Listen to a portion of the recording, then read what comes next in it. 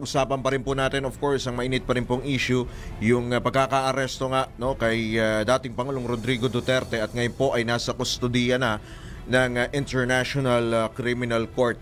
Though sa Setyembre pa yung susunod na mababa pa, no? Ilang buwan pa, mahigit kalahating taon pa ang lalakarin bago sumalang muli itong si Pangulong Digong. At para ho pag-usapan pa yung iba pa hong detalye, yung mga posible pa hong mga senaryo, nasa kabilang linya po natin ang isa po sa 5 accredited lawyer, inaccredit po ng ICC, itong Pangulo po ng Center for International Law, Center Law, si Attorney Joel Butuyan. Magandang tanghali po. Attorney Butuyan, welcome po sa DWIZ, Aliw Channel 23, Attorney.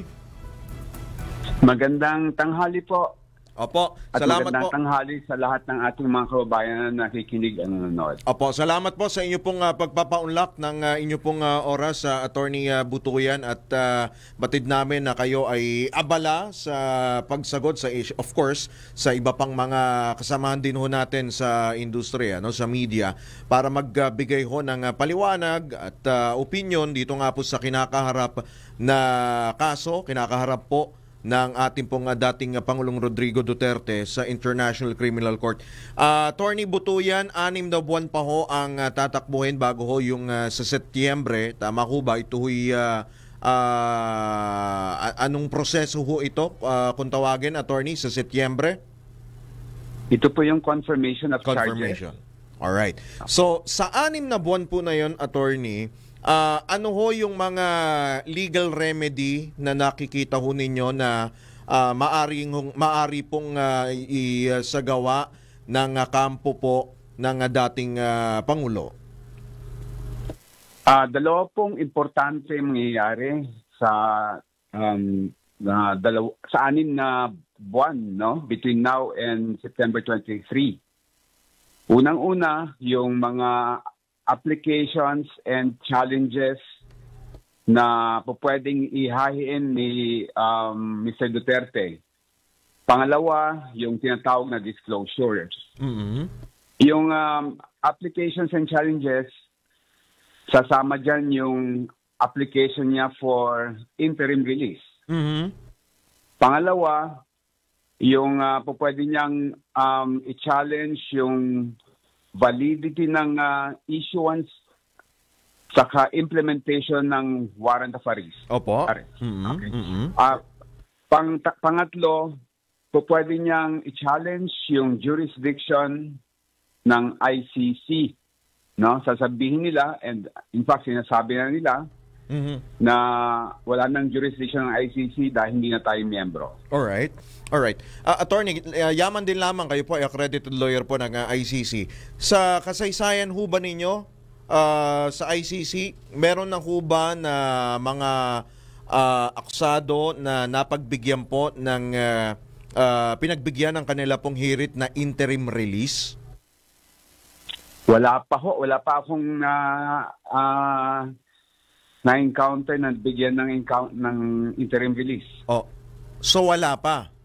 Kung sakali ano po, Attorney, si Pangulong Digong ay siya pa lang kung sakali ang pagbibigyan ng hirit na interim release. Kung sakali. Oo, siya pa lang unang pagbibigyan, no? Mm-hmm.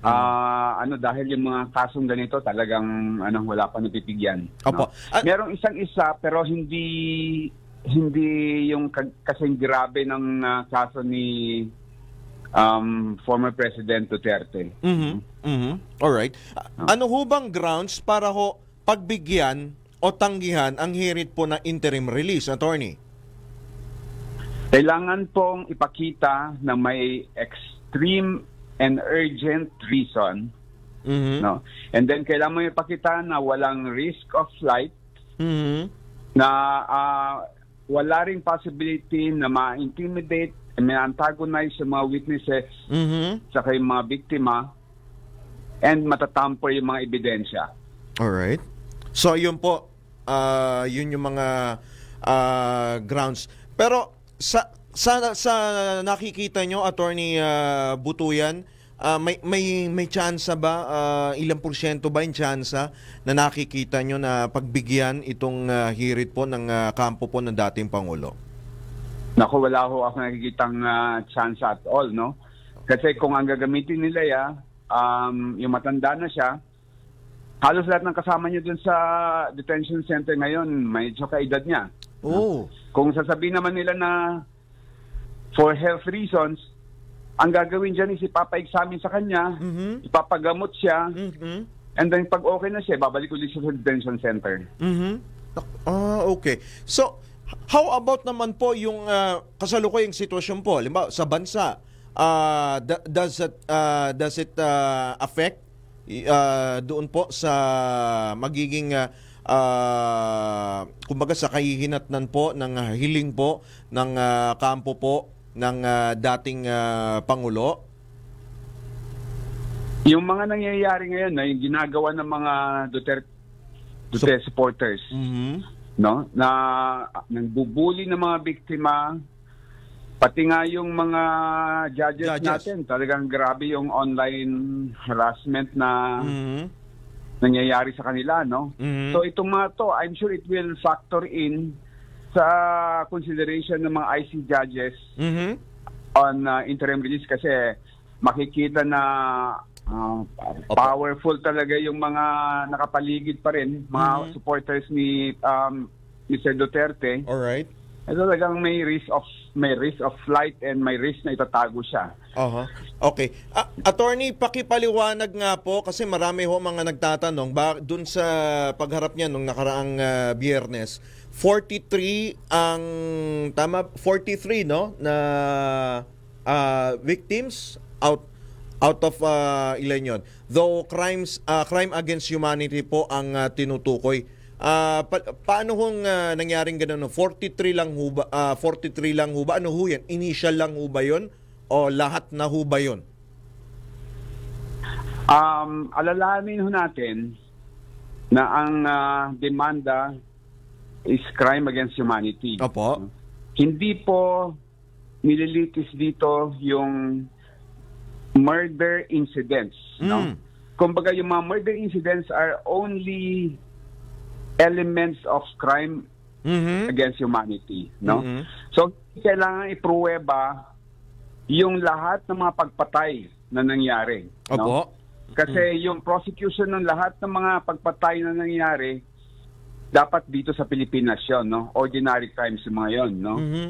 Ang nililitis sa ICC ay yung polisiya na gamitin ang pagpatay para solusyonan yung problema nating droga. No? So kumbaga, ang nililitis dito ay yung mga nag-utos na i-pull yung trigger at hindi yung mga nag-pull ng trigger. Okay.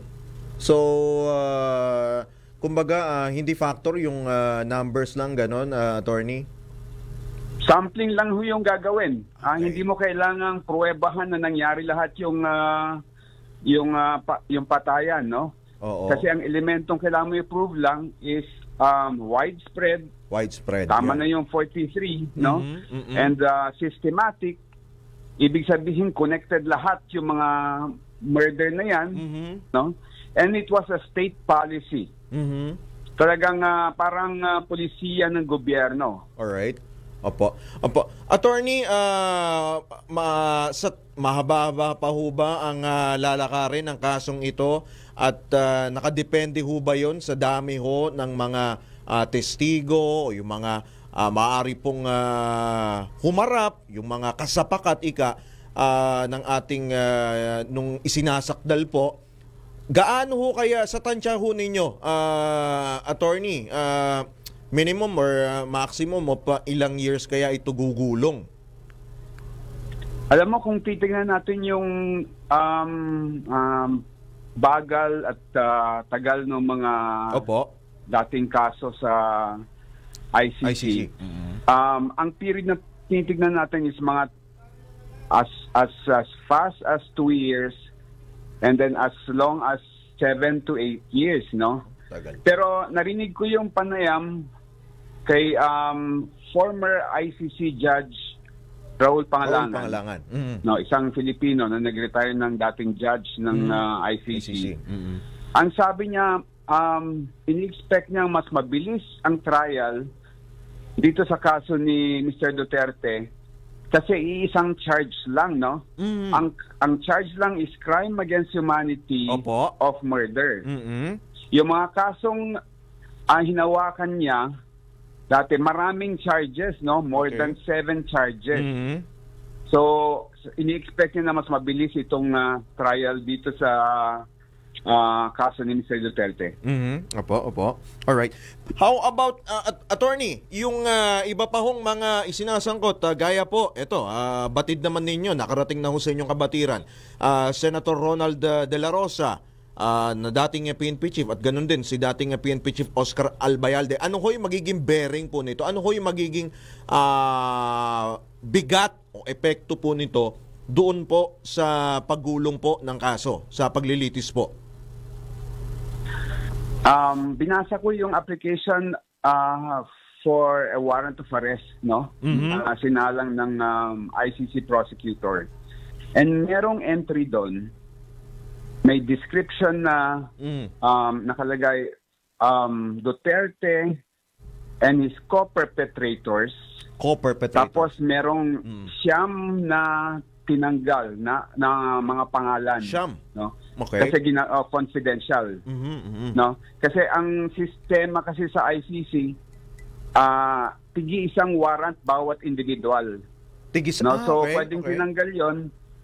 Tapos ilalagay doon sa may mga application for warrants doon sa may siyam. Kung talagang kukunan ng warrant yung siyam na yon na co-perpetrators. So hiwa-hiwalay pala, no? Hindi pala pwedeng pag-isahin, attorney. Iba pala dyan, no, sa ICC. Oo. Okay. Nako, kasi yun din ang tanong ng marami ring katanungan ng taong bayan diyan po sa kinakaharap nga po ng ating Pangulo. And of course, I know na sagot nyo na rin ho ito, no? Ito pong sinasabing jurisdiction ng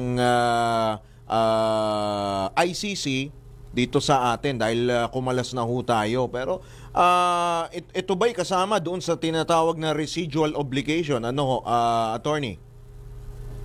So, kasama sa may residual obligation natin, no?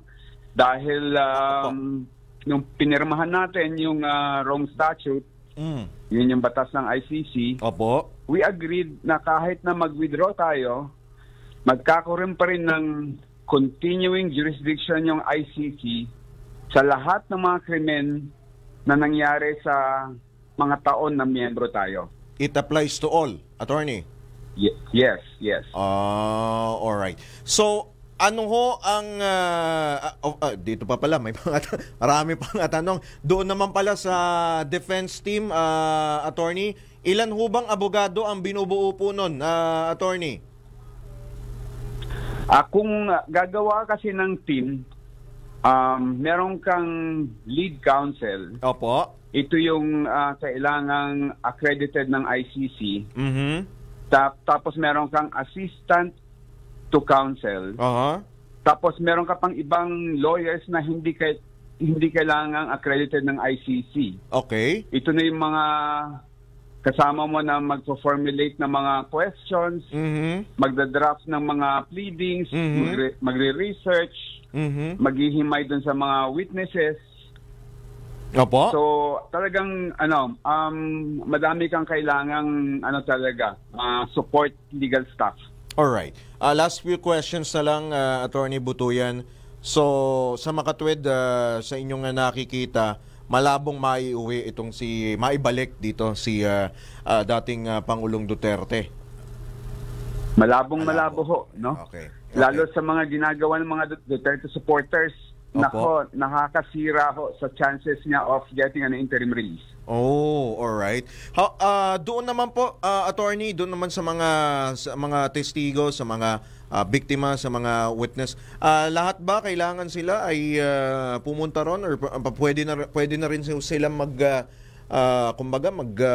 video conferencing na lang, attorney? Ordinarily ho, kailangan talagang pumunta doon. Oh. Pero meron hong posibilidad na pwede yung testimonies nila ay kukunin through video Okay. conferencing or audio conferencing. Opo. Okay.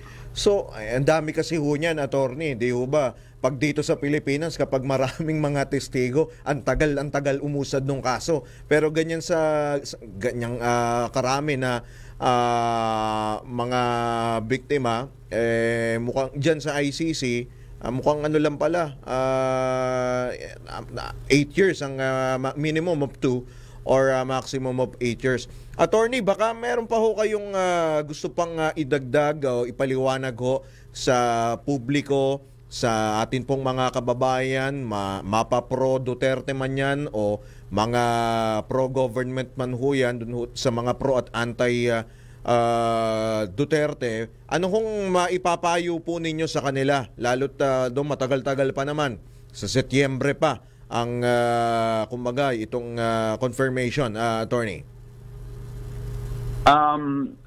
Yung mga nagdududa, no? Na baka mapadismiss itong kasong ito. Nabasa ko yung summary ng ebidensya ng prosecutor.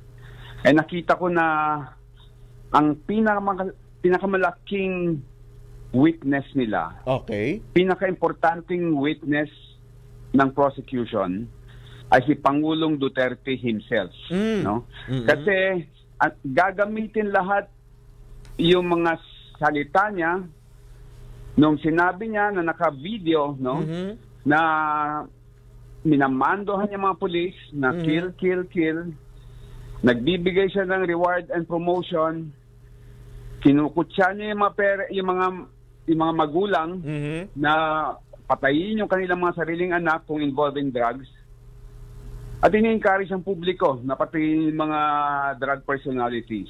No? So lahat yung mga yan, ebidensya laban sa kanya na nanggaling sa kanyang sariling bibig. Alright. So hindi na pwedeng igiit ng kampo ng dating Pangulo na kumbaga kidnapping yung nangyari, kumbaga illegal yung pag-aresto, attorney, hindi pwede pa ba yun? Hindi na ano yan. Walang basihan at all yan, no? Kasi paano mo sabihin kidnapping? May warrant of arrest. Pinasahan siya ng Miranda rights niya. 3 yung abogado niya nandun. Nandun yung asawa at anak niya. Tapos sumagal siya ng 12 hours at pinahinga pa siya dun sa may presidential lounge sa Villamor Air Base. Okay. Alright. Sige. Nako, attorney, ano pa ito? Mga ilang taon pa itong abutin na ito, no? Well, anyway, sige, sa mga susunod na araw, sa mga susunod na episode, attorney Joel, marami pong salamat. Sa mga susunod na araw, hingin din namin ang inyo pong mga opinion kung sakali magkaroon po ako ng mga karagdagan pa mga updates dito po sa issue po na ito. Marami pong salamat, attorney Butuyan. Maraming salamat. Magandang umaga po sa inyo. Magandang tanghali po. Salamat din po. Salamat po at good luck po sa inyo. Si attorney Joel Butuyan, ang chairman po ng Center for International Law at isa po sa 5 accredited ICC lawyer.